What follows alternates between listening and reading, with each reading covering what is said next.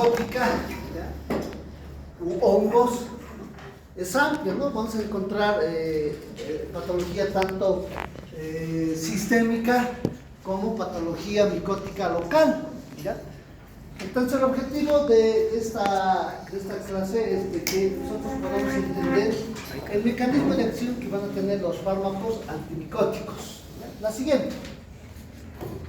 Entonces, cuando nosotros hablamos de enfermedades por hongos, tenemos que dividirlo en tres clases de hongos, ¿no? Que son los mohos, las levaduras verdaderas y los hongos levaduriformes, ¿ya? Entonces, son tres tipos de hongos que vamos a encontrar en la patología micótica. Si nosotros hablamos de los mohos, vamos a encontrar los micocelios ramificados filamentosos. Esa es la forma del hongo de los mohos, ¿ya? En este género, mohos, vamos a encontrar algunas enfermedades como ser los dermatofitos del género Tinea, Aspergillus fumigatus, ¿ya? ¿Qué enfermedad nos va a dar? El pie de atleta, otras micosis superficiales y la aspergilosis, que puede ser pulmonar o aspergilosis diseminada. Entonces, este es el género de los mohos, ¿ya? Cuando hablamos de levaduras verdaderas, vamos a encontrar la forma unicelular, que pueden ser redondas u ovaladas, ¿ya? El ejemplo típico es el Cryptococcus neoformans. Este hongo Cryptococcus neoformans, ¿qué patología o enfermedad nos va a dar? Generalmente las meningitis criptocócicas e infecciones pulmonares en pacientes inmunodeprimidos. Entonces, esa es la patología de enfermedad micótica dado por el género Cryptococcus neoformans. Y el tercero, que son los hongos levaduriformes, ¿ya? Van a ser parecidos a las levaduras, pero también pueden formar filamentos largos, no ramificados, ¿no? Entonces, esto es lo que nosotros vemos a la microscopía, ¿ya? Entonces, estos hongos levaduriformes, ¿qué género nos van a dar? La Candida albicans. Y la Candida albicans como hongo, ¿qué patología nos va a dar? La candidiasis oral, la candidiasis vaginal, la candidiasis de endocarditis y la septicemia por Candida albicans. Entonces, ese es el género así en resumen, ¿ya? Lo que nosotros podemos hablar de las enfermedades que pueden causar los hongos. La siguiente. Entonces, en función a las enfermedades que van a generar los hongos, ¿ya? Si nosotros vemos y tomamos en cuenta que esto es un hongo, ¿ya? Como todo hongo va a estar formado por su pared celular, que está aquí afuera, ¿ya? La membrana celular, y también va a tener el núcleo, la división del núcleo, ¿ya? Eso es en condiciones generales lo que caracteriza a un hongo. Entonces, si nosotros vemos esta imagen, vamos a encontrar los lugares de acción de los fármacos antifúngicos, ¿no? De los antimicóticos. Hay algunos que van a actuar principalmente sobre la membrana, no actúan sobre la pared celular por si acaso, sino van a actuar sobre la membrana celular.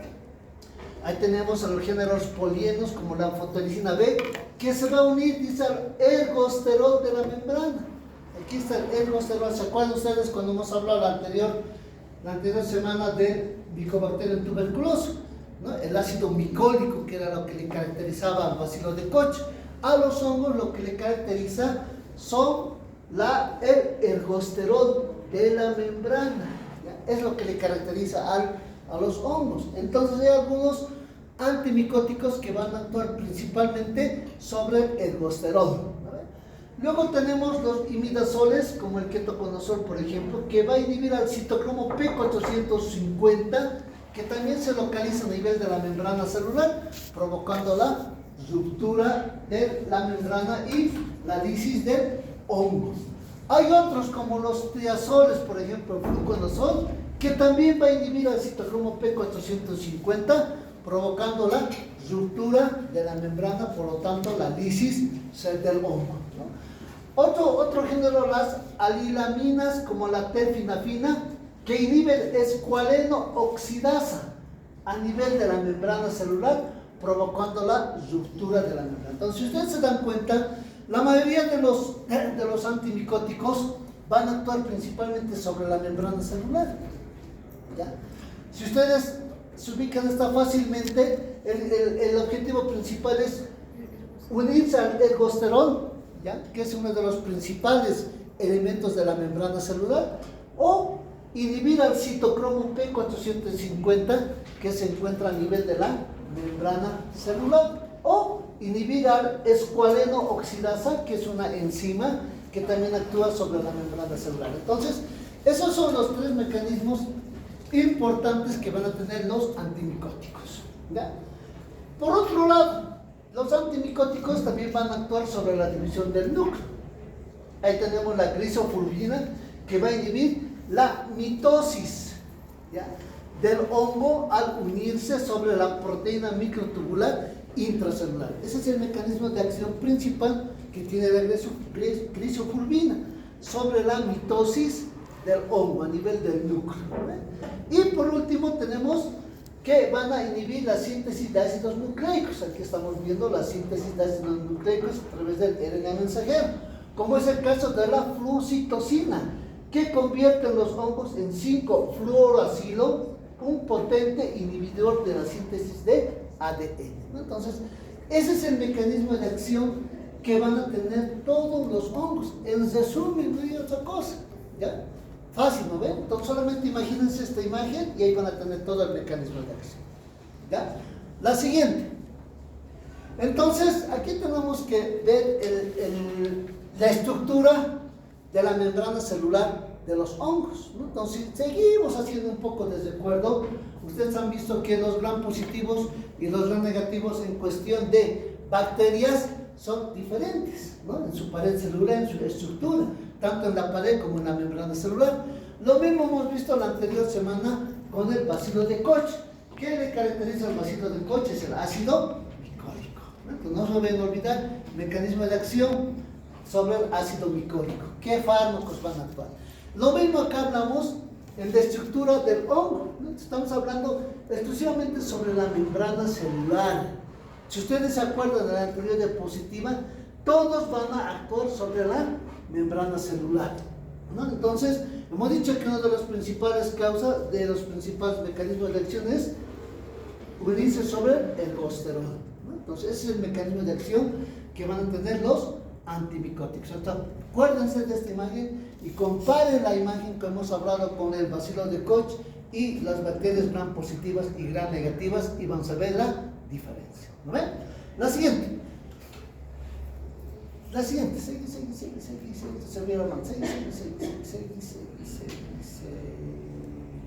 Listo, ¿ya? Entonces, ¿cómo se clasifican los antimicóticos? ¿No? Los antimicóticos se van a clasificar en antibióticos, azoles, pirimidinas fluoradas y equinocandinas, ¿no? Es la clasificación que tienen los antimicóticos. Entre los antibióticos tenemos los poliénicos, como es, por ejemplo, la anfotericina B y la nistatina. Los no poliénicos, como es la grisofulvina, ¿no?, como antibióticos. Luego tenemos los azoles, los imidazoles, como el biconazol, el ketoconazol, o los triazoles, como el fluconazol, itraconazol o el voriconazol, ¿no? Entonces, la clasificación de los antimicóticos, ¿no? Luego tenemos las pirimidinas fluoradas, ahí tenemos la flucitosina, y por último las equinocandinas, como es la caspofungina. Entonces, la clasificación general que tienen los antimicóticos. La siguiente. Nos hemos olvidado de las alilaminas, la delfinafina. Ya, la siguiente. Sígale.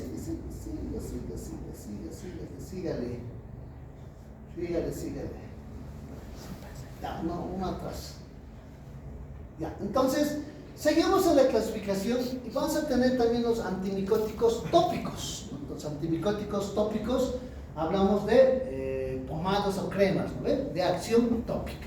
Entonces, tenemos las alilaminas, como la terbinafina, la naftifina, ¿ya?, que van a actuar sobre el escualeno 2,3 epoxidasa. Ese va a ser su mecanismo de acción, ¿ya? O la nistatina, que van a tener una acción amplia, igual que la anfotericina B, y que van a actuar principalmente sobre la membrana celular, ¿no ven? Y la disofulvina que va a inhibir la mitosis actuando a nivel de los usos micóticos, ¿no? Lo que habíamos hablado hace rato. Y los azoles de uso tópico tenemos el clotrimoxazol, el econazol y el miconazol. Entonces esos van a ser los azoles tópicos. Pero también tenemos sistémicos, ¿no? O sea, cuando hablamos nosotros de sistémicos, estamos hablando de aquellos antimicóticos que se van a administrar por vía parenteral, ¿no? Entonces, si hablamos de vía parenteral, no se olviden que los antimicóticos principalmente se administran por vía venosa, no intramuscular, ¿ya? Entonces ahí tenemos de los poliénicos la anfotericina B, de los azoles el fluconazol, itraconazol, boriconazol o el ketoconazol, ¿no? Y de los antimetabolitos la flucitosina o las equinocandinas como la caspofungina. Entonces, esos antimicóticos se van a administrar por vía parenteral endovenosa. La siguiente. Muy bien, entonces vámonos por familias y hablaremos de los antimicóticos sistémicos, principalmente la anfotericina B, ¿no? Entonces, la anfotericina B, ¿cuál es el mecanismo de acción? Para comenzar, es una molécula anfipática, ¿no? Entonces, ¿qué quiere decir anfipática? Entonces, anfipática quiere decir que la anfotericina B va a actuar en forma, ¿cómo les explico? A ver, en forma, acomodándose, vamos a decir, acomodándose al medio externo que tenga la membrana celular del hongo. Entonces, eso quiere decir, si estamos hablando de un absceso, por ejemplo, absceso micótico, ¿no? O una caverna micótica, porque los hongos a nivel pulmonar también pueden darnos cavernas, así como la tuberculosis. Es un diagnóstico diferencial entre tuberculosis y micosis pulmonar que también puede darnos cavernas, ¿no? Entonces, la anfotericina B va a actuar dependiendo mucho del medio, ¿ya? No es como los antibióticos, por ejemplo, para que puedan ingresar a un absceso, ¿ya? Generalmente tiene que ser un absceso que esté abierto, que esté roto, vamos a decir, ¿ya? En cambio, la anfotericina B, por ser una molécula anfipática, puede ubicarse al medio. Entonces, no necesita que ese absceso o esa caverna tenga que estar abierta o tenga que dejar penetrar el antimicótico en este caso, ¿ya? Entonces, ¿cuál va a ser el mecanismo de acción que va a tener la anfotericina B? Para comenzar, es un macrólido poliédrico. Esa es de la familia general de la anfotericina B. B es un macrólido poliédrico. ¿Cuál va a ser el mecanismo de acción? Unirse al ergosterol en la membrana celular del hongo. Entonces, al unirse a la membrana celular, ¿ya? ¿Qué es lo que va a producir? Va a formar poros a través de los cuales se pierden los componentes celulares, ¿ya? Entonces acá va a formar unos poros, ¿ya? Va a llegar a formar unos poros por donde va a salir todos los componentes que tenga en el interior del hongo, ¿no? ¿Qué es lo que va a tener? Va a tener iones, van a salir proteínas, van a salir todo lo que en el interior del hongo, en el interior de la célula existe, provocando un daño mortal. Entonces, ese es el mecanismo de acción que tiene la anfotericina B. No se vayan a olvidar, unirse al ergosterol. En otras palabras, el ergosterol que se encuentra en la membrana celular es el principal metabolito, podemos decir, de protección que tiene el hongo. Así como hemos hablado de haciendo la comparación con el bacilo de Koch, su principal envoltura, vamos a decir, o principal defensa que tiene es el ácido micólico. En aquí es el ergosterol. La siguiente. Entonces, lo que habíamos dicho, ¿no? En resumen, se une al ergosterol de la membrana, la creación de conductos transmembranas, interferencia con permeabilidad y función de barrera osmótica, ¿no? Entonces, va a destruir de esa forma al hongo, ¿no? La siguiente.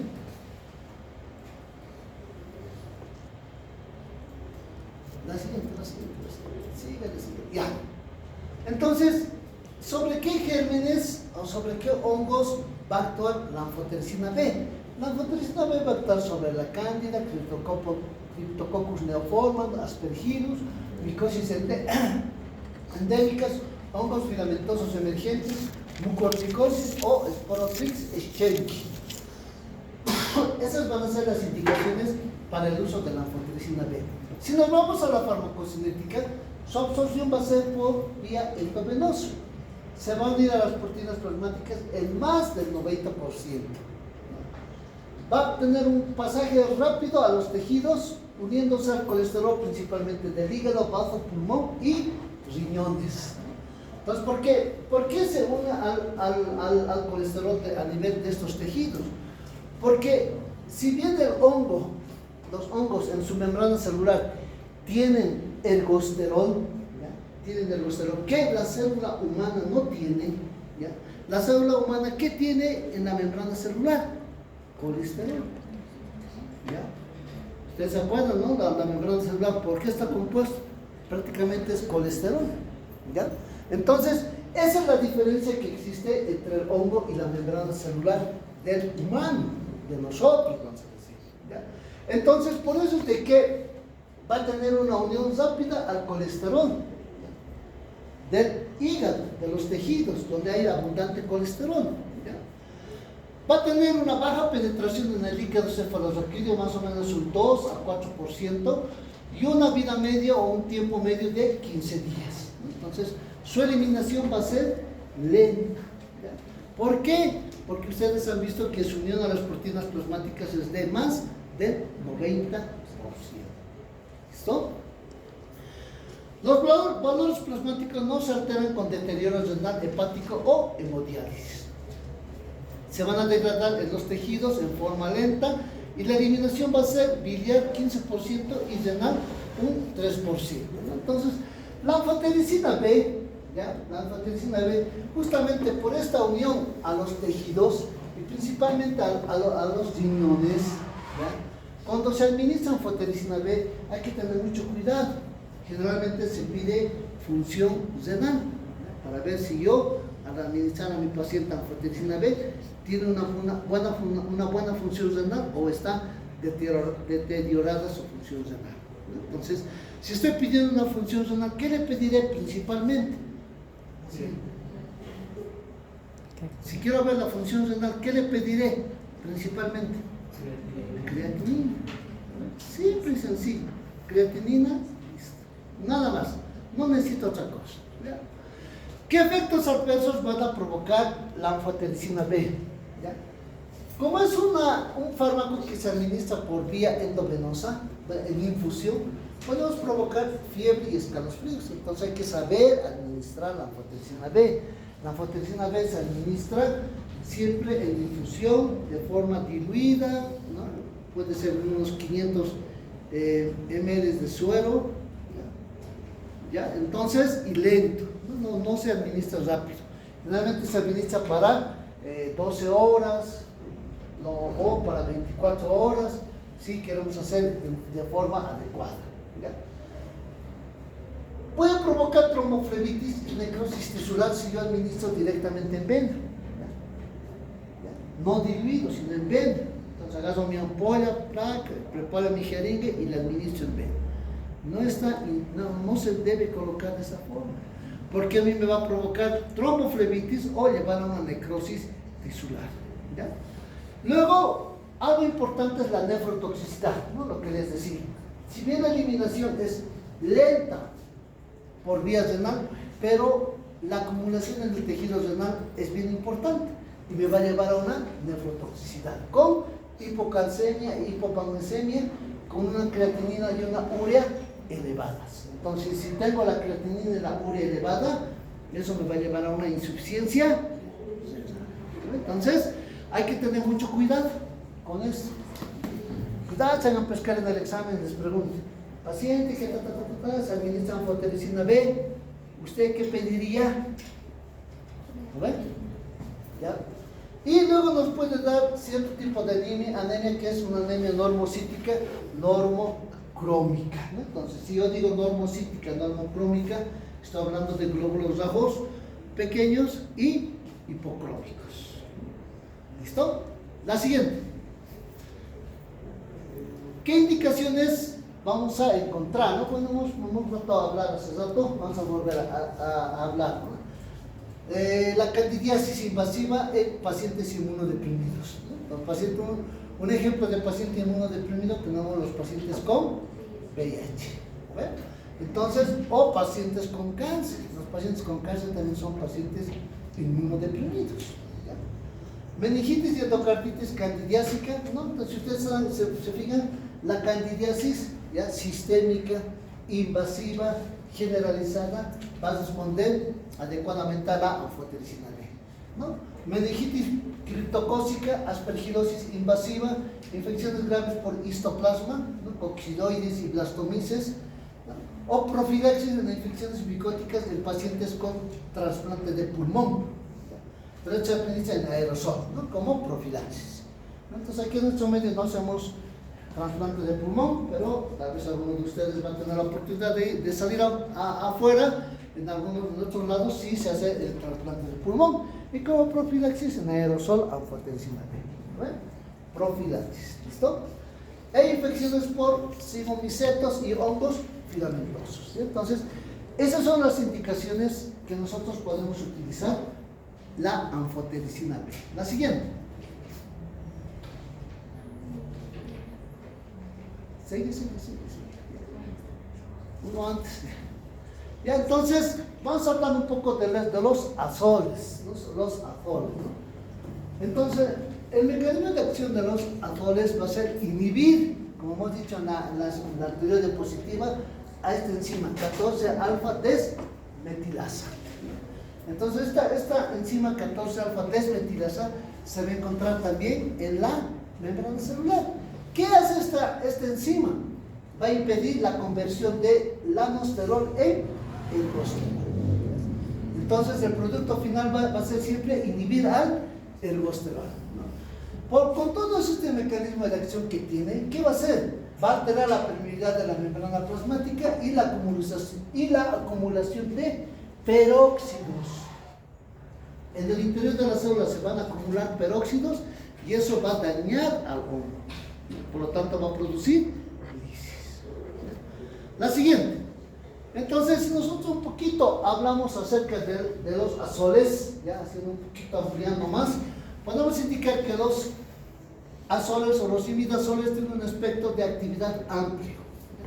Podemos decir son antimicóticos de amplio espectro, ¿no?, que van a impedir principalmente a los lípidos fúngicos, ¿no?, los lípidos fúngicos, evitando la formación de ergosterol, lo que habíamos dicho, ¿no?, a nivel de la membrana celular. ¿Cuál va a ser el mecanismo de acción así bien implícito que va a tener los azoles? Interferencia de las enzimas oxidativas, ¿no?, principalmente sobre el 14-alfa-metilesteroles, ¿no?, que van a actuar impidiendo el enrollamiento de las cadenas de los fosfolípidos, por lo tanto van a impedir que le forme ergosterol a partir de los fosfolípidos, ¿no?, que van a estar vinculados principalmente a nivel de la membrana celular del hongo, ¿no? Es decir, un poquito ampliando el mecanismo de acción. La siguiente. ¿Cómo los clasificamos a los azoles? Los azoles se van a clasificar en imidazoles y en triazoles, ¿no? Entre los imidazoles tenemos el ketoconazol y el miconazol, que van a tener un espectro limitado, escasa distribución, ¿no?, generalmente se administra por vía oral, y efectos adversos graves, ¿no? En cambio los triazoles, ahí tenemos el fluconazol, itraconazol, boriconazol, es de espectro más amplio, ¿ya?, mayor distribución y mayor administración por vía oral y menos efectos adversos, ¿no? Entonces es la diferencia que existe entre los imidazoles y los triazoles, ¿ya? La siguiente. Aquí tenemos el espectro de los azoles, ¿no? Entonces, aquí tenemos el hongo, la Candida grablatra, Candida krusei, Aspergillus, mucormicosis, Cryptococcus y hongos filamentosos. Entonces, ustedes vemos aquí del itraconazol, fluconazol y el boriconazol, podemos ver por crucecitas cuál de ellos tiene mayor espectro, ¿no? Mayor sensibilidad sobre cada uno de estos hongos. Entonces, es el espectro antimicótico que van a tener los azoles, ¿no? La siguiente. Acá tenemos lo mismo, ¿no? Entonces, acá podemos hablar del ketoconazol, del fluconazol, ¿ya? Un ejemplo de imidazol y un ejemplo de triazol, ¿ya? Van a tener una necesidad de un pH bajo para su absorción, sí con el ketoconazol y no con el fluconazol. Se unión a las proteínas plasmáticas, un 84% para el ketoconazol y un 12% para el fluconazol. La vida media en horas, 3.3 a 8 horas con el ketoconazol y 25 horas con el fluconazol. Entonces, esta vida media en horas a nosotros nos ayuda para poder administrar el fármaco, fraccionar cada 12 horas, una vez al día, cada 8 horas, cada 6 horas, eso nos ayuda. ¿Listo? Principal mecanismo de acción, el ketoconazol vía hepática y el fluconazol, su excreción va a ser principalmente urinaria y se va a eliminar como un metabolito activo. Inhibición de la síntesis de hormonas esteroideas, ¿ya? Entonces, que pueden tener una interacción medicamentosa con las hormonas esteroideas, hablando de corticoides, por ejemplo. El ketoconazol sí va a tener una interacción, en cambio el fluconazol no va a llegar a tener ninguna interacción. La siguiente. Seguimos con la farmacocinética, pero esta vez ya hablando de otro tipo de azoles, ¿no? La farmacocinética tanto del itraconazol, del fluconazol como del voriconazol. Entonces, si ustedes se fijan, lo que nos interesa es que nosotros la unión a las proteínas plasmáticas. El itraconazol tiene un 99%, el fluconazol menor a un 20% y el voriconazol un 65%. Entonces, esa unión a las proteínas plasmáticas a nosotros nos ayuda para poder determinar el metabolito activo, ¿no? Y otra cosa que es importante para nosotros, el pasaje al líquido cefalosaquídeo, muy bajo con el itraconazol. Fluconazol tiene un buen paso al líquido cefalosaquídeo, 90%, y el voriconazol un 50%, ¿no? Entonces, ¿esto por qué? ¿Por qué es importante? Porque hay enfermedades del sistema nervioso central que son producidas por hongos. Las micosis, las meningitis micóticas, ¿ya? Y la eliminación, otro punto importante en la farmacocinética. El itraconazol se metaboliza a nivel hepático y se va a eliminar directo a través de las deposiciones como un metabolito activo, ¿ya? Entonces se va a hacer la vía de eliminación. En cambio, el fluconazol es su biotransformación, su eliminación es renal sin metabolizar. Lo que quiere decir que el fluconazol se va a eliminar como metabolito activo. Y el voriconazol, su metabolismo va a ser hepático a través del citocromo P450 y también se va a eliminar a través de la bilis. La siguiente. Uno más. Entonces, ¿cuáles van a ser las reacciones o efectos adversos de los azoles? Hablamos siempre de fluconazol, itraconazol y voriconazol, ¿no? Entonces ahí tenemos gastrointestinales, ¿ya? Tenemos algunas alteraciones de cefaleas o exantemas. También tenemos en algunos casos prurito y en algunos casos podemos tener vértigos. Por otro lado, vamos a tener en algunos casos alopecia, pues llevamos una hipertensión arterial, hipopotasiemias por la eliminación renal, ya fotopsias o fotosensibilidad en un 30% que va a ser reversible, ¿ya? El exantema cutáneo, ¿ya? Entonces evitar siempre exposiciones al sol, ¿no? Cuando estamos administrando antimicóticos como son los azoles, hay que evitar la exposición al sol porque pues, son fotosensibles, ¿ya? Entonces hemos dicho que hay algunas pomadas que se pueden administrar por vía tópica, entonces hay que tener mucho cuidado en administrar y exponerse al sol, ¿ya? Entonces ustedes cuando tengan pacientes por micosis cutánea, hay que evitar la exposición al sol, ¿no? Siempre hay que indicar al paciente, use un sombrero de ala ancha para evitar la exposición al sol, ¿ya? En algunos casos puede dar elevación de transaminasas, y nos puede llevar a hepatitis tóxicas, a hepatitis medicamentosas. La siguiente. ¿Qué interacciones vamos a tener con los azoles? Como son inhibidores enzimáticos del citocromo P450, ¿ya? Entonces van a inhibir el metabolismo, ¿ya?, de una gran cantidad de fármacos, ¿ya?, con aquellos fármacos que se van a interaccionar. Generalmente los antimicóticos, con la gran mayoría de los fármacos, van a tener una acción, principalmente con aquellos que se van a metabolizar a través del citocromo P450. La siguiente. Entonces, entre ellos, ¿qué fármacos tenemos? La isoniazida, un antituberculoso, los hipoglicemiantes orales, los anticoagulantes orales y la sidobudina, un antiviral, ¿no? Entonces, si interactúa como un inhibidor del citocromo P450 y vamos a tener niveles plasmáticos, la isoniazida, ¿qué nos va a producir? Si yo le doy a mi paciente, tiene tuberculosis, al mismo tiempo tiene una infección asociada, hongos, le voy a dar fluconazol, me va a producir una interacción medicamentosa. ¿Ven?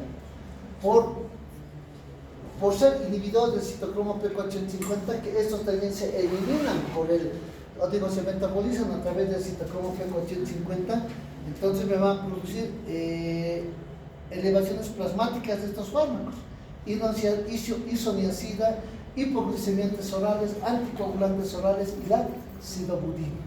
Entonces, ¿qué va a producir con la isoniazida? Está inhibiendo su metabolismo. Se me olvidó, en el anterior, el jueves estamos hablando.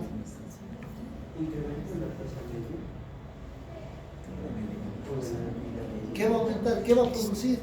¿Qué produce la isoniazida? Ya les he dicho en sus reacciones adversas. ¿Por qué el paciente viene a la doctorita? Desde que usted me inicia el tratamiento, siento que mi piel me da calambres, me hormiguea. Es una de las reacciones adversas. Con los hipoglicemiantos orales, ¿qué va a pasar? Si yo tengo hipoglicemiantos orales elevados en plasma, porque los azoles me están impidiendo que se metabolice los anticoagulantes orales, ¿cuál va a ser la reacción adversa? Hipoglucemia. Con los anticoagulantes orales, ¿qué va a hacer? Sangrar. ¿Ven? ¿Ya? Entonces, con la sidobudina, igual le va a alterar su metabolismo, y la sidobudina produce reacciones, produce interacciones, son nefrotóxicas. Se me va a aumentar la nefrotoxicidad. Es así como ustedes tienen que ubicarse para no cometer errores.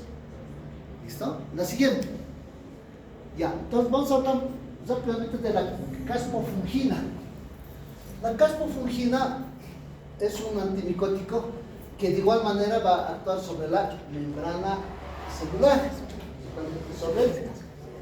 inhibiendo la formación del ergosterol, ¿no? La siguiente. Uno más. Ya. Entonces, ¿cuál va a ser así en resumen, la caspofungina?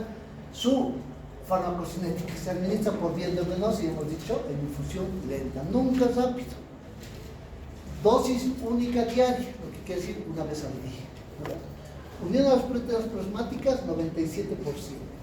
Amplia distribución sobre los tejidos, lo que a mí me interesa, que puedo hacer un tratamiento sobre la micosis hepática a nivel del vaso o a nivel intestinal. Entonces, a nivel intestinal también puede darnos hongos, ¿ya? Cuando es generalizado.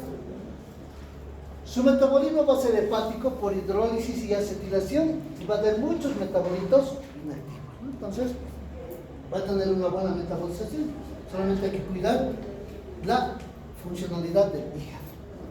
Su vida media va a ser de 9 a 11 horas y estos fármacos no se eliminan por hemodiálisis, lo que quiere decir que en aquellos pacientes que están en el programa de hemodiálisis y tienen hongos, yo les voy a administrar caspofungina, por ejemplo, no se va a eliminar por hemodiálisis, no se elimina. O sea que tener mucho cuidado en esos pacientes. ¿Listo? ¿Sobre qué? ¿Cuál va a ser su espectro de la caspofungina? Cándidas, aspergillus, hongos filamentosos, blastomisis dermatididis, histoplasma capsulatum, coccidioides y mitis. No tiene acción sobre ningún tipo de criptococos. Es una cosa bien importante. No actúa sobre la criptococosis. ¿Qué efectos adversos vamos a tener con la caspofungina? Va a ser muy raro, 3 a 4% en los pacientes, ¿ya?, donde por alguna toxicidad deben abandonar el tratamiento. Tienen que abandonar por las reacciones adversas. ¿Listo? Por infusión me va a dar fiebre y tromboflebitis porque estamos administrando por vía endovenosa. O sea, hay que tener mucho cuidado. Y me puede llevar a una elevación de las transaminasas. ¿Por qué la elevación de las transaminasas? Porque hemos dicho que esta caspofungina se va a metabolizar a nivel hepático. O sea, hay que tener mucho cuidado. ¿Listo? La siguiente. Indicaciones, bueno, ya hemos hablado sobre las indicaciones. Por ejemplo, una de las indicaciones son las esofagitis candidiásicas refractarias al fluconazol. Entonces, si bien el fluconazol es la droga, bueno, el antimicótico de elección para la candidiasis en las esofagitis por hongos, ¿ya?, pero podemos utilizar la caspofungina cuando son refractarias, no obedecen a la acción del fluconazol, ¿ya?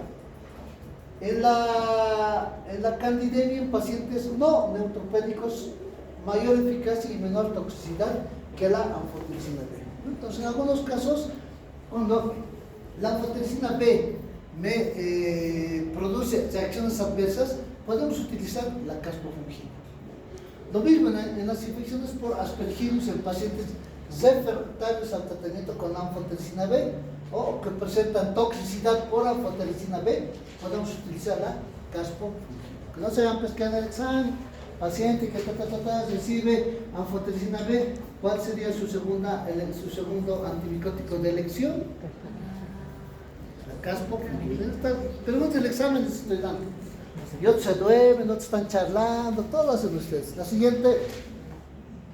¿Ya? Entonces hablaremos sobre las alilaminas, ¿ya? La terbinafina. La terbinafina es un antimicótico, ¿ya?, cuyo mecanismo de acción va a ser impedir la síntesis de ergosterol al inhibir la enzima del escualeno oxidasa. Ese es el mecanismo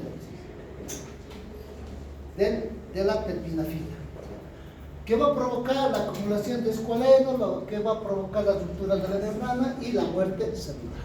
Ese es el mecanismo de acción que tiene la terbinafina. Es un fármaco muy lipófilo, que va a penetrar fácilmente sobre los tejidos superficiales. Penetra fácilmente sobre los tejidos superficiales. Y es una de las indicaciones para las tiñas, hongos en las uñas o hongos en los pies, ¿ya? Entonces, la terbinafina es el antimicótico indicado para las tiñas pedis, tiñas corporis. Cuidado, se va a pescar, preguntas de examen, ¿ya? O sea, las uñas, si yo veo a mi paciente las uñas de los pies, el pie de atleta, por ejemplo, que es un hongo, ¿ya? Entonces, terbinafina. Hay terbinafina en talco, hay terbinafina en comprimidos, ¿ya? La siguiente. Otros antimicóticos, la flucitocina. La flucitocina va a ingresar a las células fúngicas porque se va a convertir en 5-fluoracilo, un inhibidor potente de la síntesis de ADN. Entonces, ese es el mecanismo de acción, lo que quiere decir que la flucitocina va a entrar como un profármaco, no va a entrar como un fármaco activo. ¿Por qué? Porque la flucitocina tiene que convertirse en 5-fluoracilo para alterar la síntesis de ADN. ¿Listo? ¿Cuál de los siguientes fármacos cuál de los siguientes antimicoses es un profármaco? Ya sabes, la flucitosina. ¿En qué casos vamos a administrar flucitosina? En las levaduras, por ejemplo, la candidiasis sistémica, como coadyuvante o asociado a la anfotericina B y las meningitis criptocócicas. Entonces, son las indicaciones principales de la flucitosina. La flucitosina se administra por vía endovenosa. ¿Qué efectos adversos vamos a encontrar? Náuseas y vómitos, que son frecuentes. Los efectos secundarios pueden ser hepatotoxicidad, pérdida del cabello y la supresión de la médula ósea.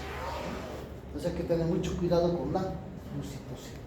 Entonces, eso es hoy en día no utilizamos mucho, pero tal vez en algún momento ustedes van a llegar a utilizar, tal vez alguno de ustedes va a ser intensivista o emergenciólogo, van a utilizar esto, ¿no? O va a ser infectólogo.